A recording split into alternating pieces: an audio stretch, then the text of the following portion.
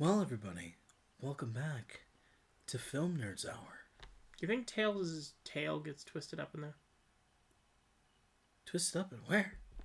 I think he rotates his tail. You wouldn't think he would get entangled up? I think there's a comic covering that. There is? Yeah. Should be. Were you playing the theme song? Is that why you wanted me to shut up? Yeah. Sorry. No, actually, that'll work. Oh, you already... Yeah, 'cause I can just cut this bit out. And welcome back to Film Nerds Hour, everybody. So no one will hear me talk about... Alright. Hi, I'm Nathaniel Shoemaker. And I'm Noah Sweeto. You forgot how to introduce you. This Noah. We usually do it vice versa. I know, I wanted to mix it up. That's my stomach. That's bullshit. Oh, I'm sorry. Are you under the impression you get to talk to me about farts? Yes. He's a liar, audience, but I won't hold any grudges. Oh, look. Anyways. Seems like a grudge. But without further ado, Great we'll be talking about the 1956 movie Rodan. Rodan, which is also made by Toho and Yes. Hirosho Honda. Why did I stumble so badly? It's okay. Sounds like It's I'm about having a stroke. yes, it's about what you would think. Rodan is about a guy named Dan, and he's in a rowing team in college. So it's row. No, he's a samurai. He's an ultimate samurai. How does the row part come in? You gotta Like think, Ronin. I don't know. Rodan. he's like He's the a one. Ronin named He's Dan. the one white guy. Hi guys, I'm Dan. Yeah. Let's fight samurai. Oh my god, he let go of his sword. Sorry. It's like Beverly Hills Ninja with Chris Farley. Like there's all these fit people and then just fat Chris Farley. Who was originally going to play Shrek Yeah. before his death. R.I.P. But this movie was also directed by let me pull up the name because I thought my computer would be a little... There we go. This movie was also directed by Ishiro Honda? It's always hard to pronounce it. Let me see. Ishiro Honda. I think that's what I said last thing from Mothra too. Right? Ishiro Honda. Yeah. Ishiro Honda. So this, like the original Gojira movie and Mothra that came out a little bit later, about 2 years. 2 years after. No, Mothra came out in 61. No, Rodan came 2 years after. Rodan came 2 years after Gojira, and then how many years would it have been for Mothra? Like 5? 58? 60, so 3? Something. Like 3, 4. Yeah. Long ass time. So, yeah, this is a short movie as well. It's only an Hour and a hour and half. 22. Yeah. And right now, it's just the time of this recording, which I think it'll be on there for a while. HBO Max. Because they got the Criterion Collection. Yeah. Which, HBO gets the rights to freaking everything. Yeah. And I'm not complaining. I get to watch cool shit. No. And with the price that they're working with, excuse me, Get some high quality content. You get... yeah, we're not getting paid you by... get a lot. We're not getting paid by HBO in any means, or HBO Max, but let's just drool over them for a second. Because you get Cartoon Network, right? Adult Swim. DC Universe. Which, that was already coming because DC and HBO Max were merging. Mm-hmm. You get Criterion movies, Turner Classic movies, and HBO Originals, plus Max is making their own original content, which, as I've heard, is actually doing pretty well. Like The Flight Attendant got I've heard crazy good reviews.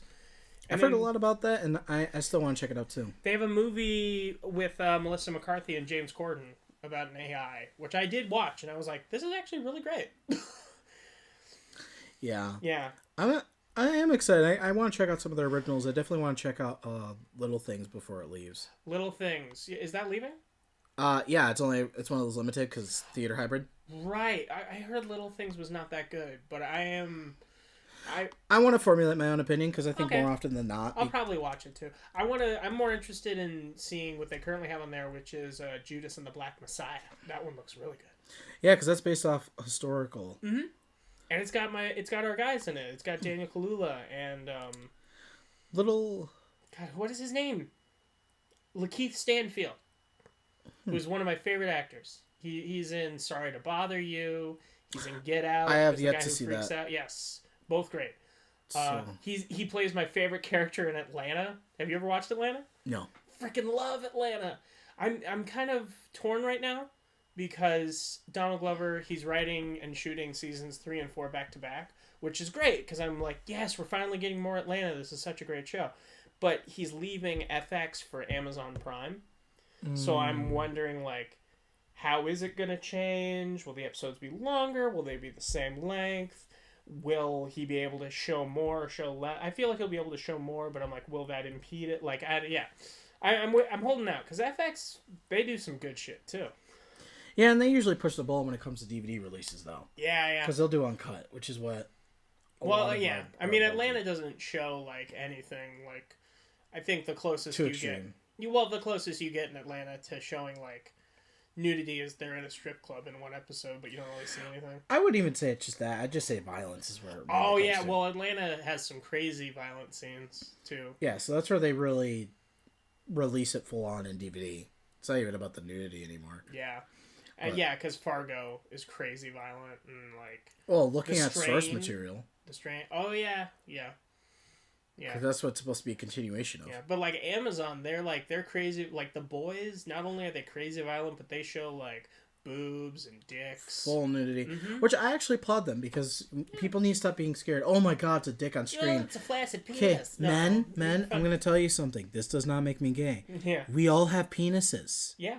And If it's you okay. don't have a penis, well, then you're either a female. Can we make that shirt? We all have penises and it's okay. Yes, absolutely. Go to You Film Nerds either- Hour merch for. And I'm just saying, gentlemen, you have a penis in between your legs. If you Yeah. are not, you are biologically a female. Or you are of an alien race. Yes. Or you're transitioning. Who knows? Who knows what's going on in But your life? either way, It's a dick. Don't be afraid of it and be If like, you no, can if I see it- see it, I'm gay. Like, no, it's not. you can What? see a dick because you've already touched yours. It's not like seeing one flips a switch and turns you into Elton John. Exactly. So Like, let's not discriminate, okay? don't discriminate. See, some of these people are never going to be able to watch Brandon or David Cronenberg's Possessor because that has a lot of erect penises. Don't discriminate. Congratulate. Exactly. And don't feel insecure. Yeah. It's a dick. Yeah, okay? any guy should be able to walk into any gym or any sauna or spa and just be like, "Hey, Steve, nice dick," and it should be fine. I mean, it's like I've never understood that. Like, Why? it is a thing. Like, just get over it. If you're gonna slap someone's ass while they're naked in the locker room, then you shouldn't be worried about seeing a dick in a movie. Yeah, well, like Daniel Sloss talks about it too, because he's like, women have such a beautiful way of complimenting each other. Of like, "Oh, Sarah, I love your tits. Are you kidding me, Jan? I'd cut mine off for a day in that ass." And he's like, "Guys can't do that. Hey, Gary, nice dick. Doesn't work. And then he goes, which is a shame because Gary's got a real nice dick. He won't let me see it anymore.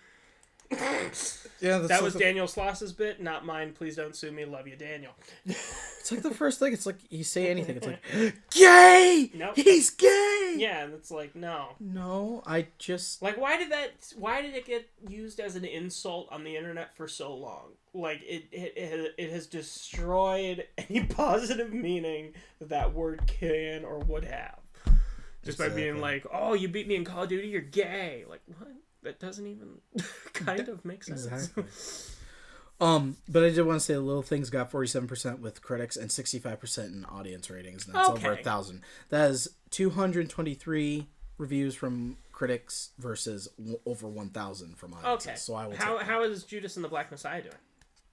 I heard that it's doing pretty good, but Okay. I'll double check. Sorry, guys. Just wanted to give you guys an update because 3 days. we don't really do any current updates Yeah. really because there's so much to bring out. 96 with critics. Yeah. And 96 with over 100 ratings with audience score. Yeah. So 251 reviews from critics, 100 plus with Can't wait to watch it. audiences. So Feeling it, baby. well, granted, Black Klansman did pretty well. I am Yes, excited. I loved However, Black Klansman. I know a lot of people were worried because if you know the true historical meaning with the group of Judas and the Black Messiahs, they did some pretty heinous shit. Yeah. In the name of supposed equality. Yeah, but I mean, honesty makes for some good storytelling, so I'm excited to see it. No, that's what I am happy about because it should not be sugar coated. No, you got to see the real shit to figure out how the world is. So I have so much respect for Mafia 3. Yeah. I'm excited for what we're getting on Friday on HBO Max. Which is a movie that I would not pay to see in theaters personally, but if it's on a streaming service, I'll probably watch it. The Tom and Jerry movie. I may. We'll see. Yeah, you might just put it on. Just like, sure. It's kind of the movie no one asked for. Exactly, but I loved Tom and Jerry as a kid. They have all of Tom and Jerry on here because they also have Boomerang classic cartoons on HBO Max. So you get like Tom and Jerry and like Ghost Adventure thing or whatever the guy is. Space Ghost. And then like Scooby-Doo and all that stuff. So I've been watching that and it's still great. So it's weird because it's like it's 3D cartoons in the real world. And it's like a hybrid of that. Like there's a part where there's like real people riding 3D animated cartoon looking elephants. So I'm like, okay. But again, like I'll give it a shot. It's not always worth it. It's not costing me anything. Like I said, I would not pay like an AMC $20 ticket to see it in theaters personally. I might see it with my nieces, but if it's on HBO Max for free, yeah, I'll get a look. Yeah. And we'll hop back into Rodan. So basically, one thing I do want to say is Rodan's design, regardless of Toho and the MonsterVerse, his King of the Monsters appearance. Yeah, what did you think of it? Was amazing. Yeah. That was some of the best CGI work that I've seen. Even his fight scenes, like it looked real. Like if you look up the image of him in King of the Monsters, it's so smooth looking. Like literally, look up King of the Monsters, guys, and look up King of the Monsters Rodan, and there'll be like a still like the teaser image of him with his wings open, and it looks so smooth. Like it looks. And he like looks you can that smooth in that movie too. Yeah, through scene to scene, like I can't even. It's like eye candy. You know when you've seen something like Mandy, like the visual. It just looks like cream. That's the only way, like an orange cream. I can't even describe it. It just looks so. Like how those monsters look in that movie though, like that's what made me want to actually like get, because they released individual posters for all of them. I'd want to buy all of these. Like freaking. Right, look at that. You tell me you want one of those on your mantle. Exactly, his poster. But look how creamy his skin is. It looks so. I'm real. not sure how comfortable I am with that phrasing, but okay. Well, the only way I could say creamy.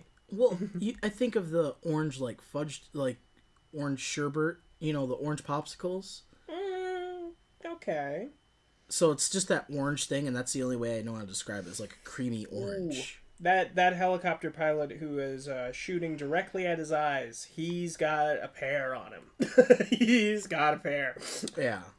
So, I mean, Rodan is awesome. This movie, his original movie, great, holds up just like Mothra, as we did that, last week. Rodan is definitely, undoubtedly, one of the best of the original. That's a nice era figure. Too. Yeah, I was just looking at that. So yeah, the sculpts, his design, because was like I think what they would have wanted to do for the original Toho. Because they say they say it in this movie, he's just a big pterodactyl. Well, yeah, but he looks so much better than just that. Like, I'm so glad they didn't go with his original design for King of Monsters. That looks that looks terrible. That looks like something out of Jurassic World. Yeah. That's where it belongs. No. Oh, God. I'm going to pull those up. One of the great things about Rodan's movie is that while it is a rarity, which I know we talked thanks, about. Which I know we talked about last episode, how I have a copy that I'd only got for $1 at a pawn shop. It's now $100.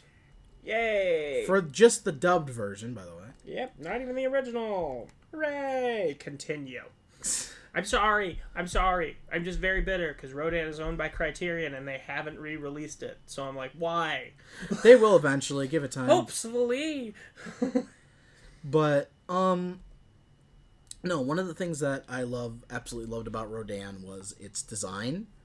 Mm-hmm. His design for his movie was absolutely incredible and was one of the more rare type of kaiju that for once was not used in a suit like most of that year. Yeah, it was puppetry. It was puppetry. Very good. Which was more not Gamera's type of thing, which you said is the poor man's Godzilla. Which I can both agree with and not agree with, respectively, depending on which one you're watching. The new Gamera movies, which I'm sure we'll cover at some point on the channel or the podcast. For sure. But the classic ones, which are on Tubi. Yeah. Those are... I want to say, like... Those are almost all puppetry. Mm-hmm. And that's with some costumes. It's really impressive.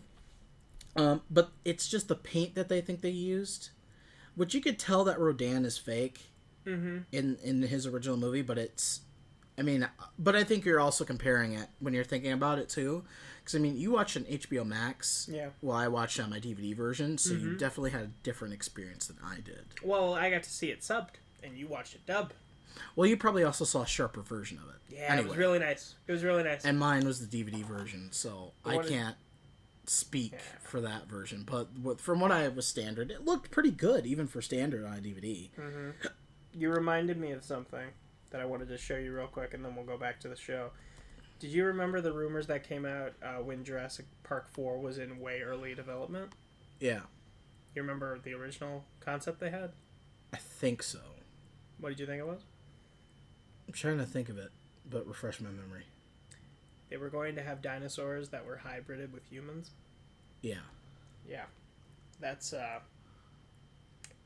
some bad art. That would have been terrible. I know. And Jurassic Park 4 turned out great. Because they didn't do that. They did hybrids. Jurassic Park 5, bleh. But, what are you going to do? We'll definitely cover that at some point. Love the Jurassic Park movie. It's kind of funny that and The Last Jedi, like the follow-ups to something that started out so great, were like you'll agree. Star Wars Episode 7 is a good time. Force Awakens is. Yeah. So, Rodan. We start off, we're in a coal mine. Yeah, which gives like the first kind of, because I saw Ultra Q first. Yep. It really gives me it is that first episode. Yeah. And that was like the immediate thing. And given what we first see. I got the experience of watching you watch that episode, and that was a great time. Yeah, and then I ended up buying my whole collection, like and almost completing it within 3 weeks. Yeah. You have less responsibilities than I do, so fuck it.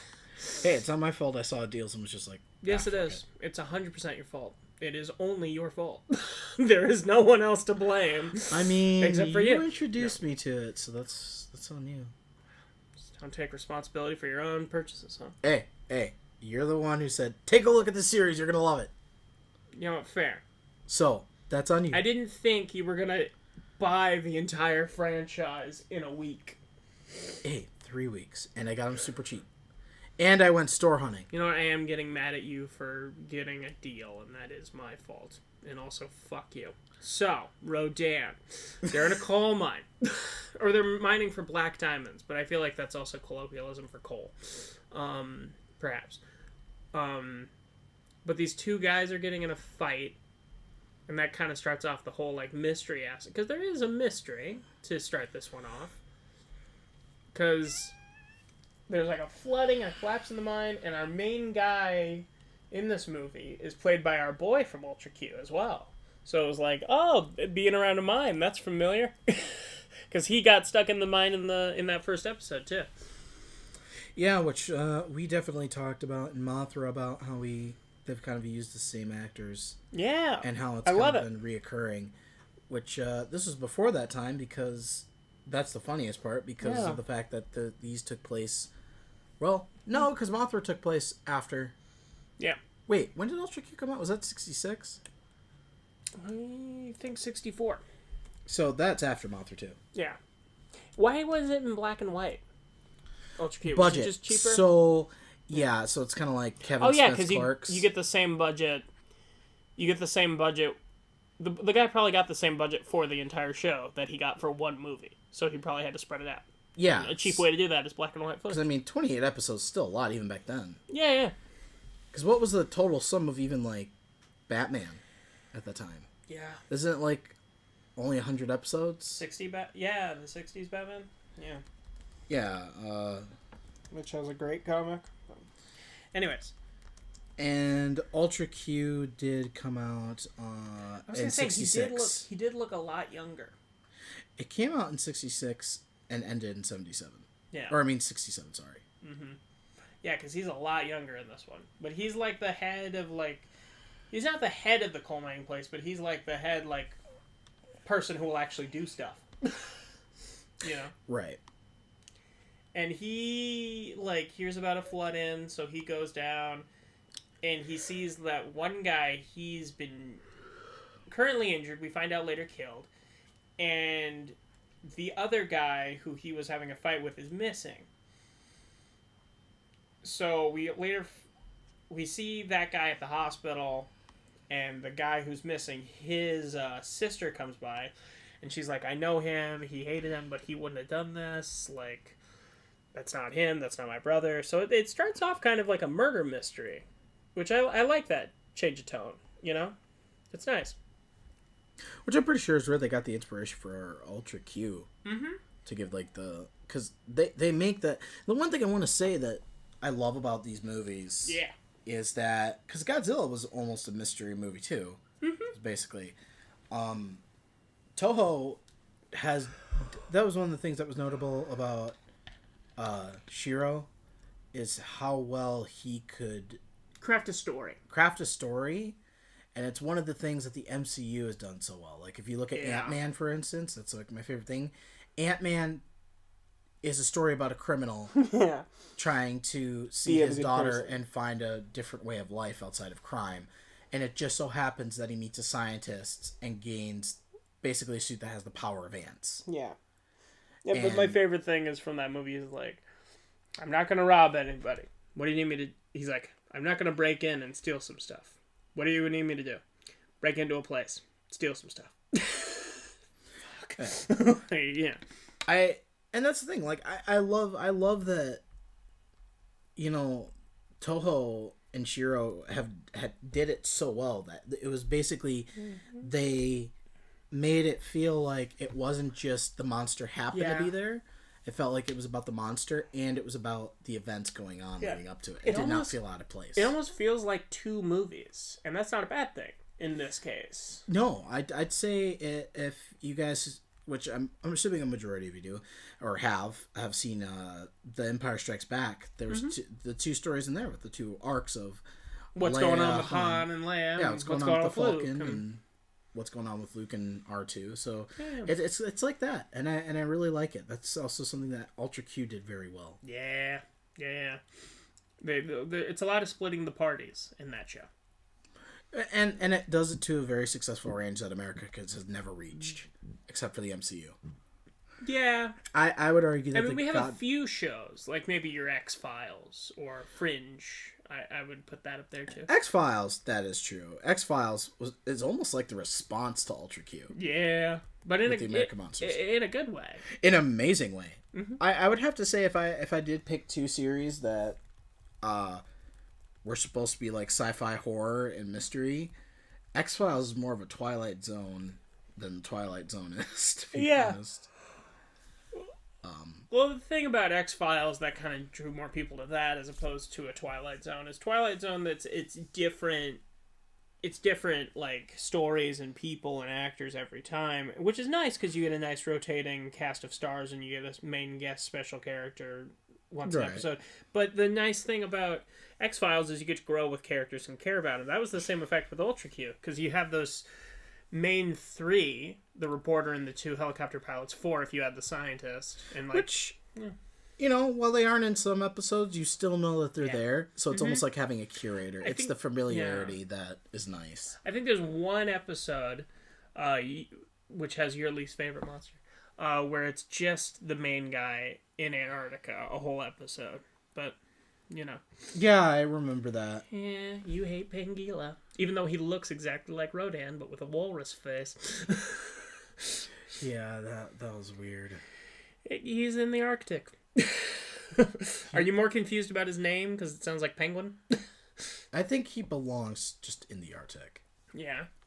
But, yeah, that is something that Toho really did, and I think that is a large part of why Rodan was such a success and so captivating, why Mothra was so captivating, and Godzilla was so captivating. Because unlike some of your classic monster movies, it was all suspense except for the Invisible Man.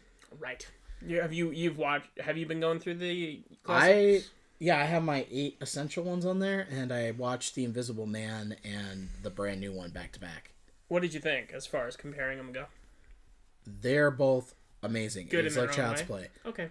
Okay. There's not one is better than the other. The original's not better than because they're two, and you'll see when you see it, because they're two totally different stories. Yeah. And there's no way in hell that you could compare those two. My quick question about Invisible Man while we're on it. The original one. Did you figure out how they did the effect? A little bit. Because I know straight up how they did it.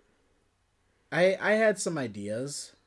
So, they had the guy film with these people, like, if it's like a crowd scene where he's invisible, and he would wear like almost like a black like cloak scarf thing around the area that was supposed to be invisible, and then they would film it again with the same scene again without him in it at all, and then they would just crop those two together. That's what I was kind of thinking, that they probably overlayered a lot. That's how they could do the skipping pants scene where he's just skipping and you just see two pants skipping. And like when I first saw it, my brain was like, there has to be strings. There has to. And it's like, no, that's a dude skipping. Which, better than CGI Hollywood, take a tip. Yeah. Listen, classic movie magic has a lot of merits to it. Because it required actual work. Mm-hmm. And it also required a studio let's not downplay CGI. I'm sure it is a lot of work. It is a lot of work, but it required actual work that could be done in a reasonable amount of time. It wasn't as opposed to like hours and hours and hours and hours and hours. It wasn't just getting a group of people going, yeah, you guys are a bunch of talented CGI artists. Make my thing in my head.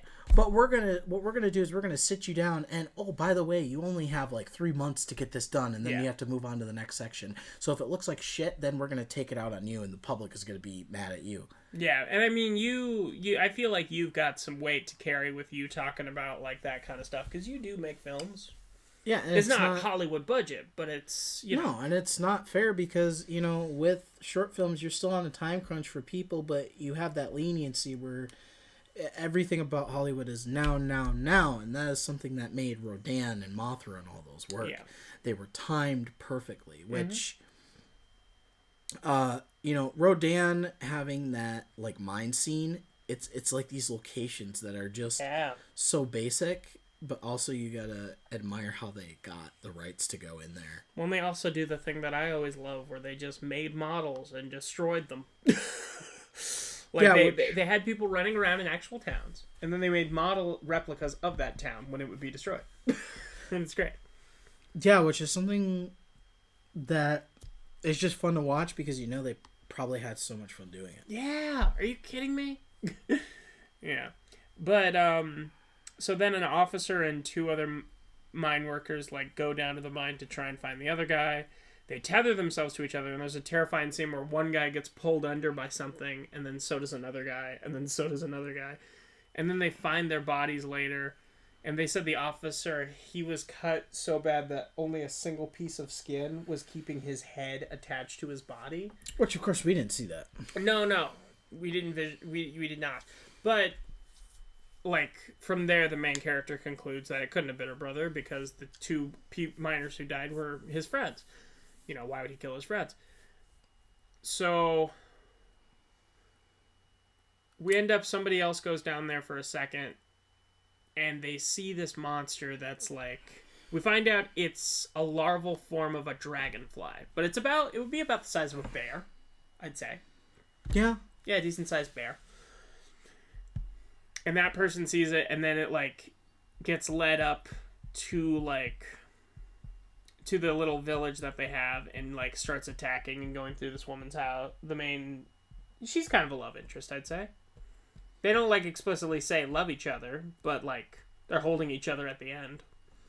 Yeah, you could tell. And there's something.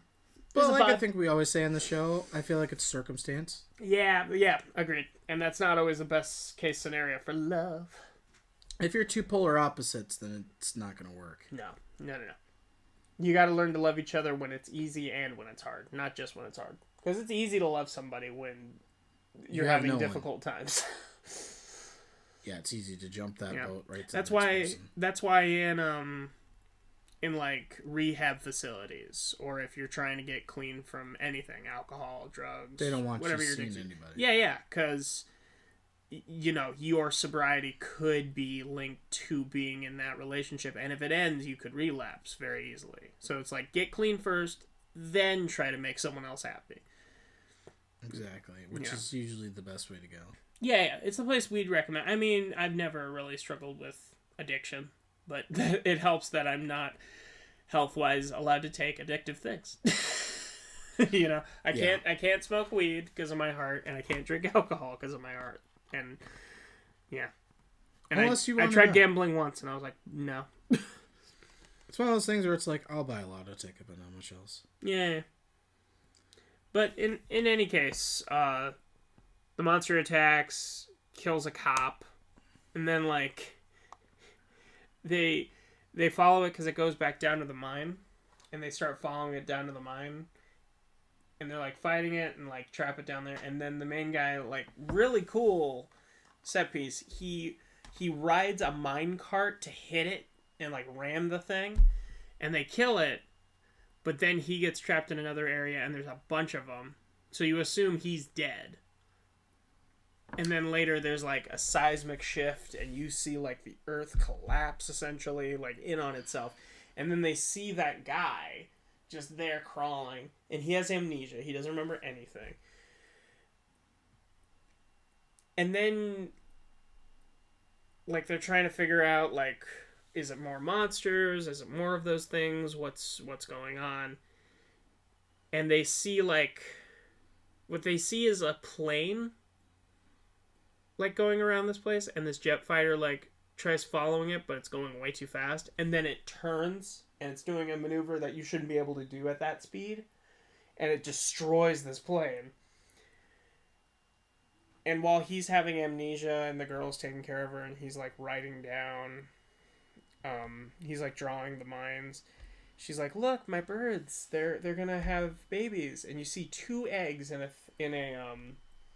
little nest thing, and you see one hatch, and then he gets his memory back, which is he saw like hundreds of those larval dragonfly things, and he saw Rodan hatch from an egg and start eating them, and he was traumatized by that, which you would be. Yeah, that's it's a giant pterodactyl. That's something I do want to say, that I do love the fact that we had some of the best action scenes in the sky with those planes. It was so well done. And the fighter pilots in the chairs, and like you get to see the shots of like for some of those shots, I swear they must have been like in planes filming. And if not, they did whatever they did very well. Yeah, and I admire it because they did it so well. They pulled it off like almost flawlessly. Mm-hmm. My favorite is whenever Rodan's flying and just whatever he flies over, like in the Godzilla King of Monsters movie, just gets frickin' wrecked. Like there's one part where he flies over a Jeep and the Jeep just like flips, crushes. And it's like, oh, God. Which, it's always fun seeing how those scenes play out. Yeah. And, like, when they were fighting, I didn't mention this, but when they were fighting, because before he gets led to the mines, they followed the dragonfly creature up to the hill, and, like, he gets a hold of one guard, and you just see a puppet throw an action figure, and I'm like, Jesus. And then they cut to the actual guy, like, on the ground, and I'm like, oh, he's super dead. Yeah, there's a couple scenes that we get a couple of, like, you know, and that was the same with Mothra where you could tell the dolls. Mm-hmm. But... Because they definitely, for the dragonfly creature, they definitely used a hybrid of, like, puppets and people, because I swear there's parts where it's moving, and it's the size of people, and you can see, like, legs. Like, it looks like 4 people in a suit. Yeah. Although, I will give it credit, they cut it pretty damn well. Yeah. It was. Yeah, you can't, unless you're like me, and you Hawkeye really look at it, you're not going to notice. And, I mean, it's usually one thing that you kind of do, you're either, and I mean, that's the one thing I kind of like about subtitles, is because you're not super, super, super focused on that, purely. Yeah, that's why you gotta rewatch it on HBO Max, I'm telling you, man. I definitely will, and I do want to see it in a higher depth. I'm really sad, though, that there's that unfortunity that, you know, we might not see it on Blu-ray. Yeah. But... I mean, like you were saying, hopefully the Criteria re-releases it. And I hope they do it in a tasteful case. They always do. It's them. It's Criteria. They always I know. I just amazing mean, like, cases. I mean, like, to match kind of like the other cases that they've done, because that's the thing with, like, the rights, because, you know, some went to Sony, some went to Columbia, some went to Miramax. Yes. There was never, like, a full stable for releases, and I forgot what company got a hold of those ones, and they kind of screwed with those a little bit. I think Miramax got mostly the 80s ones. Pretty sure. Okay. But in any case, because a Rodan also kills, like, a couple. That's because they're not supposed to go to the crater, but they're doing a photo shoot in the crater. To which I'm like, you idiots! Right. Because, like, you can't find their body. They can't find their bodies, and I'm assuming it's because Rodan ate them. I mean, he is a pterodactyl, and that's one of the things I do like, is that he's a legitimate dinosaur. Yeah. And it's just that he's been hibernating so long that his egg has grown to, like, a super size, so it's just huge. And as a result of that, he flies faster, and he's more impervious to stuff. Yeah, so we see that, like, he's flying around, and he flies so fast to, like, everywhere. He goes from Japan to, like, Okinawa to the Philippines, just, like, he's flying everywhere super fast. And they're, like, saying, no, there has to be 2 of them. And we do find out later that that's true. And that's kind of, maybe you'll agree, showing the 2 bird eggs and one hatching, you think that was foreshadowing? That there's 2 of them? And it won't be revealed until later? Yeah. Which, good on them.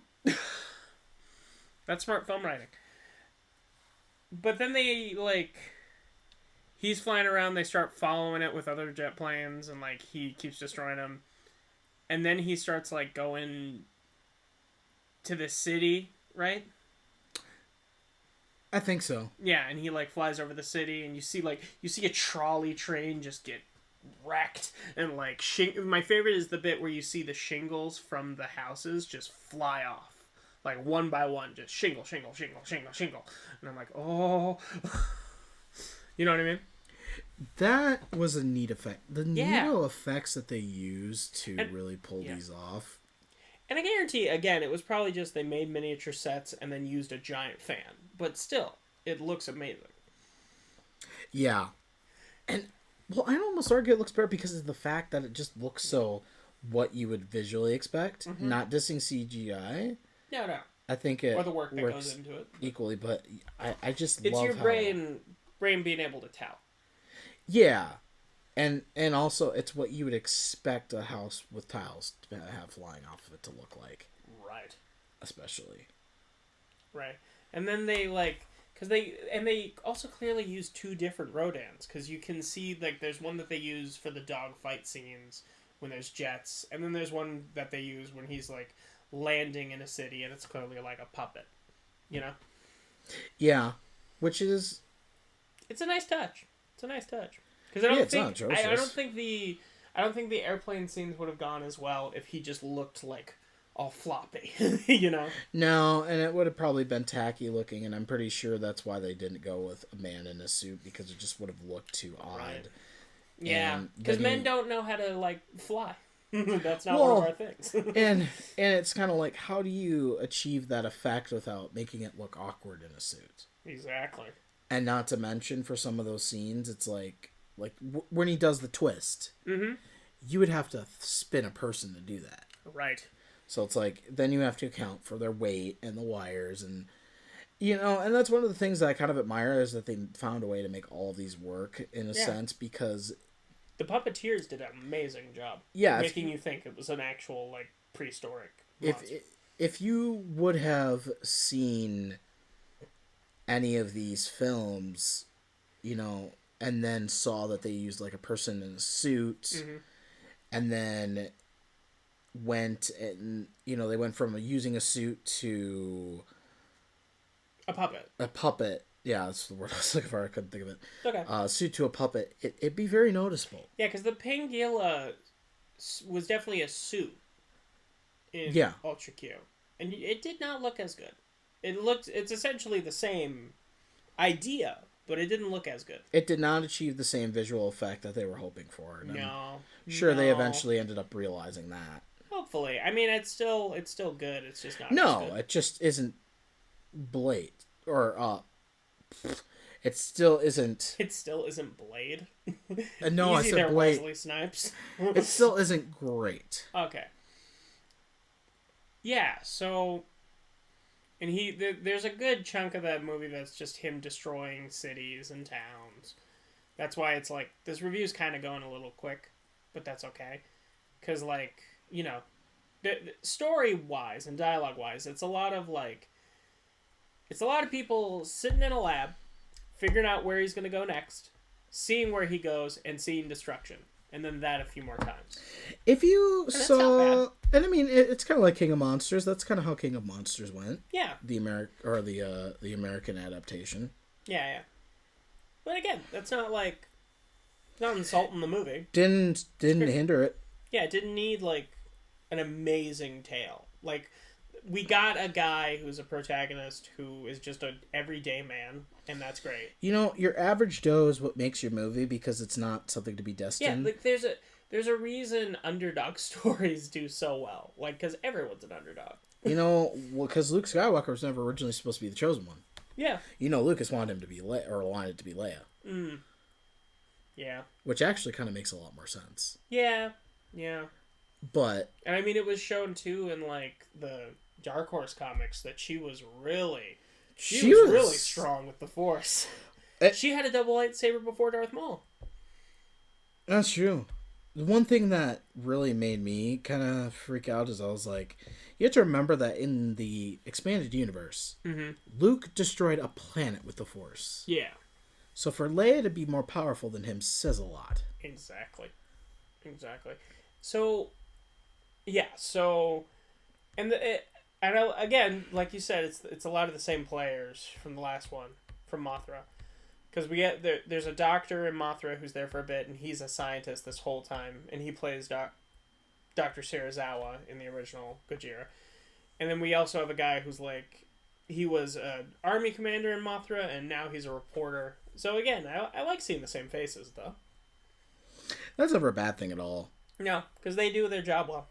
So why not see the same guy? It's a little confusing. It makes you want the Ultra Universe to cross over a bit. Yeah. And I believe Toho made a timeline into which it's with, because it's the Showa era, right? Is the original? Yes, I believe. Okay. I might have, in Mothra, I might have said Heisei was first. That is incorrect. I apologize for that error in judgment. It goes Showa, then Heisei, then Millennium. Okay, because Showa is also for Gamera, and then they also have the next era is Heisei. It's Heisei era. That's the same with all their shows though. Like in Japan, that's the same with Ultraman. That's the same with Kamen Rider, Super Sentai, like all those shows. Yeah, because then Kamen Rider, I'm way into that show too. I want to say, go ahead. Kamen Rider. Kamen Rider. Kamen Rider. what's the spiel on that? Do you think that I kind of started it, but have to start again? Where did you start it on? Is it on TV Tubi. as well? Which one did you watch? I started with the very, very original. Oh, okay. Does that kind of involve kaiju too, or is it kind of like a more action-packed? It's more action. Like, imagine Power Rangers, but it's just one guy fighting a single monster. You know, like more one-on-one battles. Okay, so is it like kaiju, or is it more like just mutations? It's like kaiju, but not like giant monsters. Like, you know. Okay, more scaled size, so more mutations. It's more like you watch Ultraman for destruction and like scale size, and that's cool. Kamen Rider's more like martial arts, which is awesome. And, like, cool, like, you know, explosion and sparks and stuff like that. Okay. Yeah, because, like... And Kamen Rider, it also has a thing, same with Ultraman, you'll probably notice, is that, like, you can just pick a series and just watch. Yeah, that's the thing. I mean, plot-wise and progression, you're going to want to watch probably Ultraman in order more than often. And, well, and, like, Kamen Rider, they've made a staple of, like, each one will have a crossover full-length movie with the previous one as like a passing of the torch.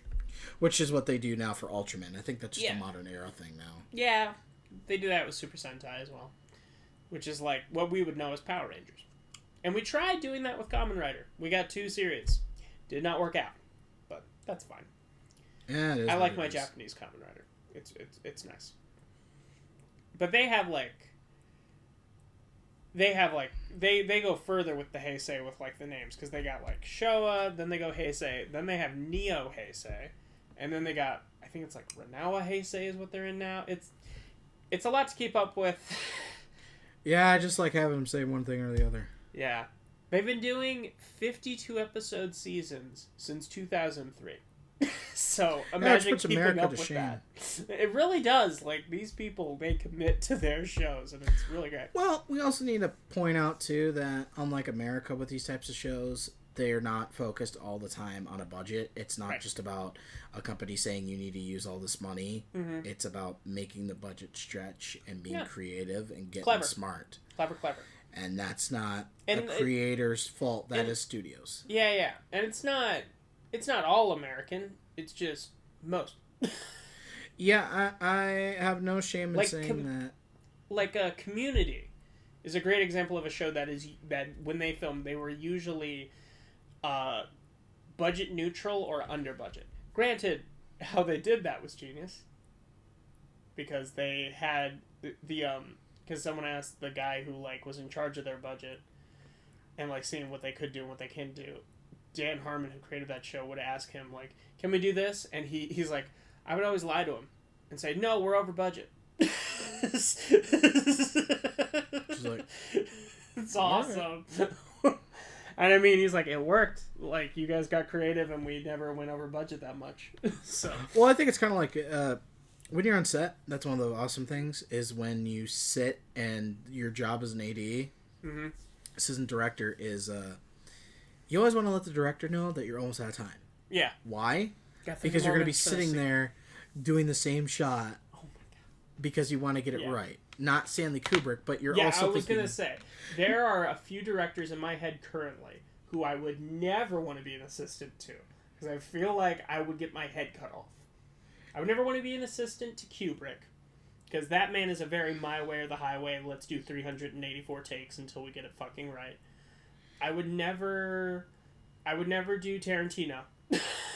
I wouldn't want to meet Tarantino, period. Yeah, same. Let alone work for him. They can be pissed off that if they hear this ever, and I'm going to say, I don't really care. Yeah, you make good movies, but we're just not, you as a person, we're not like, eh. And you'll probably never hear this, so why do we care? I still wouldn't care if we do reach a status. Exactly. Orson Welles, he would be terrifying to work for. Orson Welles is somebody you'd want to work with, not for. Yes. Because he had a thing where every movie or anything he ever shot, he would hire a guy just so he could yell at him and fire him. Like, this is the coffee you get me? I hope there's no job for you because you're fired. Give me someone who knows what they're doing. Just so everyone would know who the boss is. And I'm like, Which is fair. Yeah. Yeah, so You'd see sorry me about being, that, guys. We had some technical difficulties, but and you'd see me being the guy who would hire you and do a horse symbols. yeah, I know. Yeah, you would hire me, and I'd wear a fake mustache, and you'd fire me, and you could be the guy in charge. So, so just shifting back to Rodan here, because we're yeah. So he's getting shot at by tanks in the city. Yeah, I think it's like is it in Tokyo? Yeah. Yeah. Let's go with yes. And I love the details in the city destruction scene. Like even like somebody clearly designed a sign, like an advertisement sign with like a face and like art on it, and I'm like, that's crazy detail. You know what I mean? Yeah. Mm-hmm. I love the amount of detail that they put so much into just doing this movie. Into like the little robot tanks, which I'm like, those were clearly in Mothra. Well, yeah, because, I mean, again, like, they didn't have to, and they recycled the footage very well. No, I didn't think that was the same footage. I'm just saying it was the same kind of toy tanks. Oh, yeah. I mean, that's another thing, too. I'm pretty sure they probably reused all the set props that they did. Which, yeah, you would. And it wouldn't surprise me if they reused some of the same sets. Mm-hmm. Probably not. It probably wouldn't surprise me either. I mean, no, it would surprise me because if the miniature sets are getting destroyed every time. Well, they could still use the same stuff that they didn't destroy. Yeah. And also use some of their, what was I going to say? Some of their platforms that they use. Yeah. Mm-hmm. Because, I mean, you can't tell me that they also didn't just set it up just to knock it down for fun. Right. Because it would be fun. Off screen, of course, because I know I would. Yeah. So So he ends up getting, like, shot at a bunch, and he starts flapping, Rodan starts flapping his wings so much that it, like, causes a building fire. And it's like, it's insanity. He's getting shot at by, like, missiles and tanks, and jets are doing flyovers, and I'm like, jeez. And then another Rodan shows up. So there is two of them. We're assuming his mate. Yeah. Which, there's something I want to say. That was kind of a neat nod with Ghidorah with the original. Because they really didn't do it for Rodan as much, but they really did in King of Monsters. They made... Each had its own personality? No. Oh. When he flew up and he caused all the hurricanes with his wings and started causing destruction and everything, that was pretty awesome. That was straight up out of this, too. It's awesome. It's so cool. I love Rodan. The amount of Easter eggs that you find in King of the Monsters is really great. Yeah. For sure.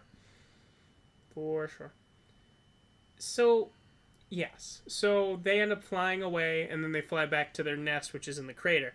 So, their plan is they're going to blow up the nest, cave them in, so they can stop causing destruction. There's a seismologist who he's not for because he knows the volcano. It's going to cause, like... The light went out on this. Is that okay? Okay. Sorry about that. He knows if the volcano erupts, which we do see it does, it's going to destroy the forest, kill a lot of animals, and possibly hurt people. But they're like, no, it's way too dangerous to keep these things alive. We have to, whatever it takes, do this. So they end up like going forward with the plan. They evacuate everybody. Except for the main girl, she stays behind because she wants to be with him, which, ill-advised, but okay. Yeah. Because she ends up seeing... It's pretty horrific, I'd say. Because they just... Missile after missile, bomb drop after bomb drop, just cave these things in, and then, like, lava starts spewing out. And they clearly used... I can't tell what they used, honestly, actually. Like, it looked like maybe melting metal. Possibly. Like, the thing that looks like lava. I was gonna say melting metal maybe because there is smoke coming off of it as well, but it also could have been like molten. Yeah, I don't think it was actual lava, but I was just saying like melting metal, and it's got like smoke coming off of it. But that might have been too dangerous. Go ahead. It's kind of what you can use in science projects because you can achieve a smoke effect too, and I'm trying to think of what it is. Maybe they like broke some thermometers because it has that silver orange tinge to it. Dude, what? I didn't know thermometers had like a chemical thing compound that they use for those. That's how it goes like up and down. Oh, you're talking about old ones. Yeah, I'm talking about old thermometers. Okay. Yeah. It kind of looked like that same consistency. Maybe they just dyed it orange and then just maybe did some dry ice stuff. I don't know. But it looks like lava. Because it starts spewing out, and then the Rodans try to fly away, but one of them gets, like, caught in the lava and caught on fire. And it's clearly the puppet got caught on fire. And I'm wondering if that was meant to happen, or they were just like, oh, keep rolling. Go with it. Because you could see that as a filmmaker. Like, happy accidents probably happen all the time. Yeah, production value. In a sense. Super 8 with the train coming. And you can't hear shit. Well, I mean, you gotta admit, though, when you already have that, it's pretty fucking boss. Mm-hmm. To just have everything that you want. Right. And you can take another shot. So it's like, we didn't have to schedule a train. We can automatically use this. Yeah. It'll be awesome.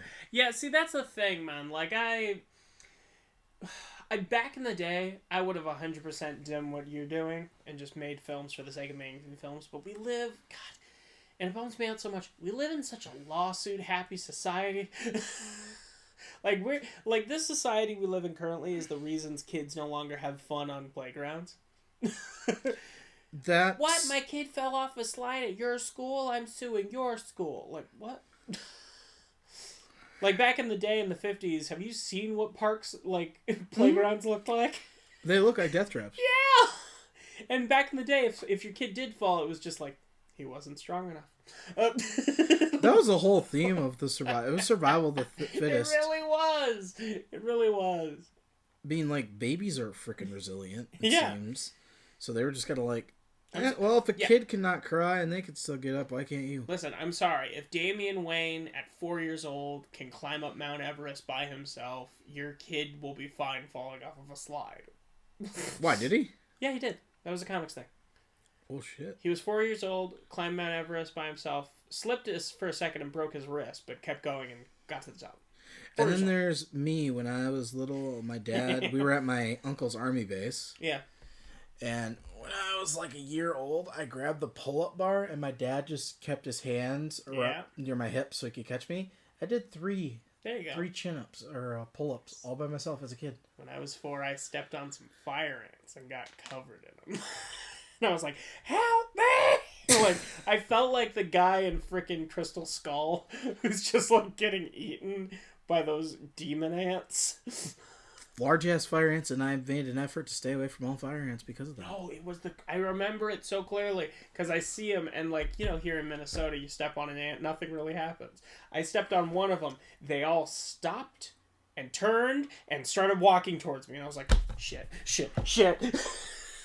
I think that's just bad luck. No, those are fire ants, man. They're just like, he killed one of ours, get him! And it's like, well, I mean, they are overly aggressive. So. Same with, like, wasps and, like, hornets. That's because they're very over-aggressive, and they want to make a point. And yeah, it's like... yeah.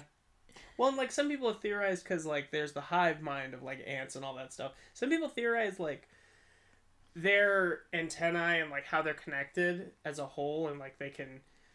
how they speak and stuff. Some people theorize that if you crush an ant, there's a possibility that the whole hive feels that pain. Maybe it makes sense. But it would make sense to me, yeah. They don't have to be dicks about it. Just like, kill him! And it's like, yeah, I was a kid like, Mom!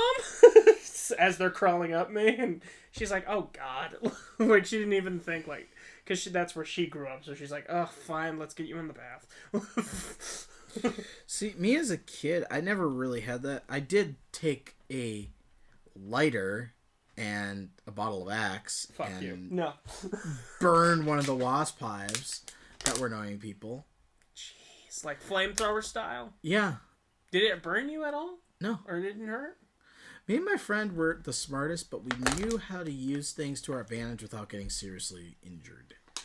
I don't advise this. Do not do it. Do not do it. At home, do not do it. Do not step on fire ants, and do not make a flamethrower out of a lighter. And here's an extra tip. Okay, ready?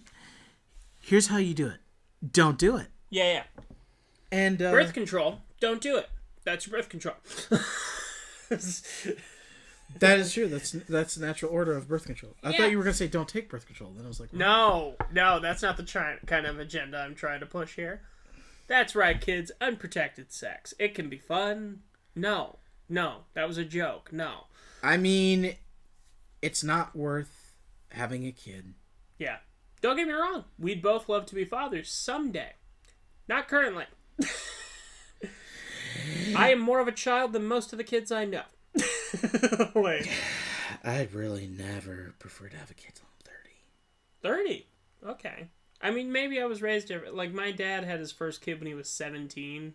So, he was married when he was 16 as well. So, different life.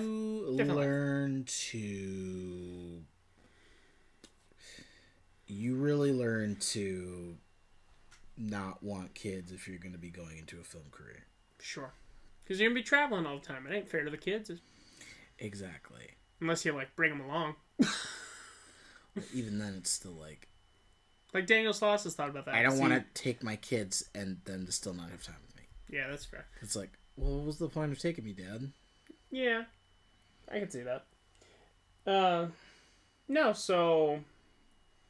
Yes, the one Rodan, I'm guessing it's the female one, gets caught on fire, is like burning in the lava, and then the other one like flies down to it to try and help it, and even though it's puppets, it's actually kind of sad.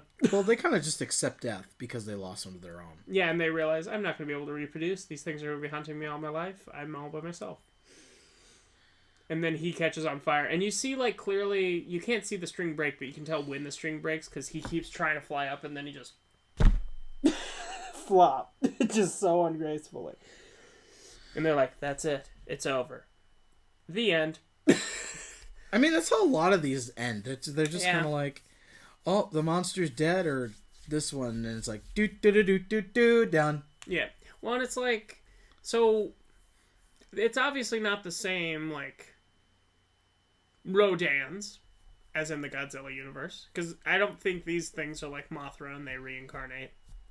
No, I think Mothra's probably the only monster. Maybe there's another Rodan egg, and that's how we get our Godzilla Rodan. It could be, yeah. And I think that's it. Like I said, I think it's part of the Showa era. I think it's part of the Showa era type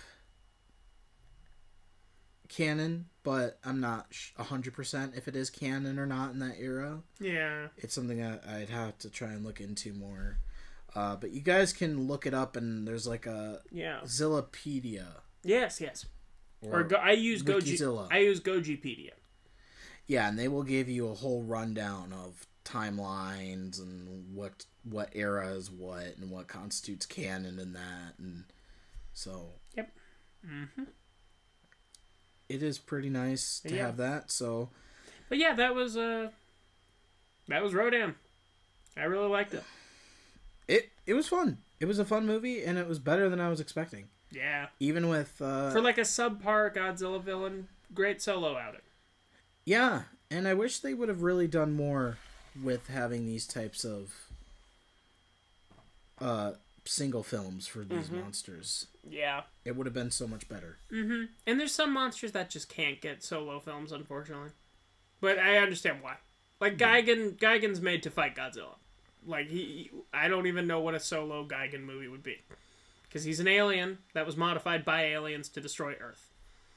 Yeah, and, I mean, I can also put one out there, too, that, one other thing that I always kind of am looking at is where they are going now. Mm-hmm. Which, because due to 2020 and 2021 with the rights, is when they would be able to make another Shin Godzilla series. And while people are like, oh, you should just keep it at one, I'm like, no. No, I want to see more. I want to see a darker Godzilla universe, and this is the perfect opportunity to do it, because it is coming from its roots. Yeah.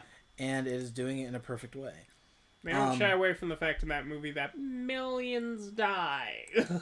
And in horrific ways. That it basically would have had an R rating if it already had not been not rated. Right. Because they cut out some... Excuse me. They cut out some pretty brutal scenes. Mm-hmm. One of which, in Shin Godzilla, he sheds his skin. Ooh. And his eyeball, and you see all of his blood just drop. Oh, I've seen that outtake. It's gross. Yep. And his blood is just almost pure acid because it's atomic. Yep. Which makes sense. I did want to give one little thing because I think it does tie into it. One of the things from 2018 that was on Sci-Fi when they were talking about the shared universe of the new Toho timeline, they had this to say on it. After 2021, we're thinking of potential strategy that publishes Godzilla movies at a rate of at least one every 2 years or once every year if possible. Oda said, per Sci-Fi Wire's translation. Cool. So I would definitely be up for that. I'd love to see what they would do with a Rodan. Yeah. And Shin Rodan. Yeah, Shin Rodan. And not to mention, like I said, they did so well with the CGI with Shin Godzilla. Yeah. And granted, where I mean, the team over there, and looking how well Rodan's design and execution polish was for the minimal scenes that he was in during King of the Monsters, I would be absolutely ecstatic. Yeah. This is the American team talking about. The American team, yes. Yeah. I would be absolutely ecstatic just judging from what America's done with it to see what the team over in Japan with the Toho Shin Godzilla. I would love to see what design they would cook up for I'm trying to think of how, but it's so the you can't. You really the can't. American Godzilla we have currently, which looks great, and the Shin Godzilla, they look so different. Yeah. Crazy different. And some people have an issue with the new Godzilla. And it's because it's kind of the way his head is, kind of like a bee. Yeah, it's a little tiny. But I mean, I like it. I think for an American kind of what you'd imagine. He looks like a giant lizard. He looks exactly what you expect America to depict a giant lizard like, if it came from America, if that makes sense. Yeah. As long as we're in this era and not the 1990s. We don't talk about that. I just did. Well, don't talk about it. We'll have to talk about it eventually when we review Final Wars in 3 years. We will allude to that. Yeah. And then we will review that god-awful movie. But hey, we're going to review the 1990... Yeah. After Final Wars. Because we're not throwing that in there. We need to have the honorable. And while Final Wars may be a piece of trash in terms of canon, it's incredible. You and I disagree on this. It's an amazing movie. I don't care what anybody says. And they're like, the story's bad. It doesn't make sense. This is happening. Well, it doesn't. I don't care. It's amazing. No, it is amazing in its own respect. But if you look at it from a canon point... I don't care. It literally just was like, okay, this happened in canon? Guess what? No. That's nice. No. I don't care. We're going to take this out. It's incredible. You see this? You see this monster? You see this canon of the movie? Gone. I don't care. It's an amazing movie. We're putting movies in here. We're going to make these superhumans. It's my top 5 Godzilla movies of all time, easily. We're going to put a hardcore track over some of these best badass scenes. So everything that you knew about Godzilla, it's wrong. Incredible. This is a new era. It's amazing. And we're going to tear it a new asshole. It's badass. Let's do my top 5 right now. Number 1, the original Godzilla. That's easy. Shin Godzilla is second on my list. I'm sorry. Not sorry, because... Shin Godzilla is my 6. I will give Shin Godzilla my 6th place. Shin Godzilla... Well... Place 2 goes to Godzilla vs. Biolanta. Of course. Place 3 is Final Wars. Place 4... OG Godzilla vs. Mechagodzilla. And place 5... Are we doing top... I'm doing my top 5. Top 5, okay. And you surpassed 5. No. This is me personally. Oh. And 5... Fuck, what was I going to say? You made me lose my train of thought now. 2014 Godzilla, probably. For my... I think out of the Godzilla movies, disregarding Mothra and everything, my first will have to be the original because that's what started off. Yep. Then I would have to say Shin Godzilla because it is in honor of what the original Godzilla was. I think for second, I have yet to see Mechagodzilla versus Godzilla. That's going to be 3 or 4. I want to say... Wait, hold on. You've yet to see it? Yeah. No. That's not how this works. It has to... You have to have seen it. I've seen a majority of it. You have to have seen all of it. That's and the rule. that soundtrack... That's the rule. You have to have seen all of it. If you haven't seen all of it, you can't add it to the list yet. You can make a list later, or you can just do it now. I'm pretty sure that I probably watched it when I was little. I just don't remember it that well. And yet it's top 3? You see my flaw here. Because what? Go ahead and tell my lifestyle.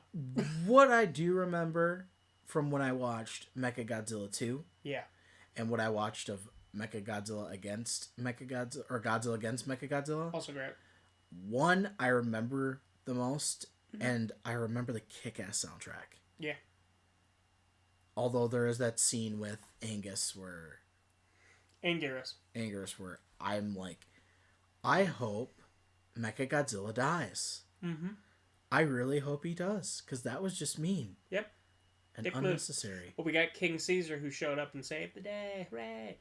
Yeah, but I have to say, original Shin, probably Godzilla versus Mechagodzilla, Godzilla versus Space Godzilla, and last one's kind of hard. I have to say King of the Monsters, because King of the Monsters really does do it for me. Yeah. Yeah. Real quick, 6th for me is Shin. 7th is Godzilla vs. Destroya. 8th is King of the Monsters. 9th is Space Godzilla. And then 10, just real quick for me, and then we'll wrap it up. It's a tie between Godzilla against Mechagodzilla and Tokyo SOS. But, anyways, Rodan, amazing. HBO Max, watch it. Yeah, it's definitely worth it. Yep, and then tune in next week, because we are closing out the month of April for our kaiju movies with one of the originals, but not many people consider him, but I will put him up there. He is an exception in my book. King Kong, the original. Actually started the monster inspiration on a different level. That's why I would make an exception for him. Because he's not a Japanese monster, but he started all this. One interesting fact that we'll put out there. No, the original King Kong from 1933 is not part of the Toho series. Right. Son of Kong is sequel to the original. Toho had gotten the rights, and they went on to make, after Godzilla versus King Kong, they went on, or King Kong versus Godzilla. King Kong escapes them. Yep, King Kong escapes, and that was also... Where we get Mecha Kong. That was also Shiro. Yep. So, without tune in next week to hear that. And he's been Nathaniel Shoemaker. He's been Noah Sweeto. And this has been Film Mentor. So long, everyone. Peace.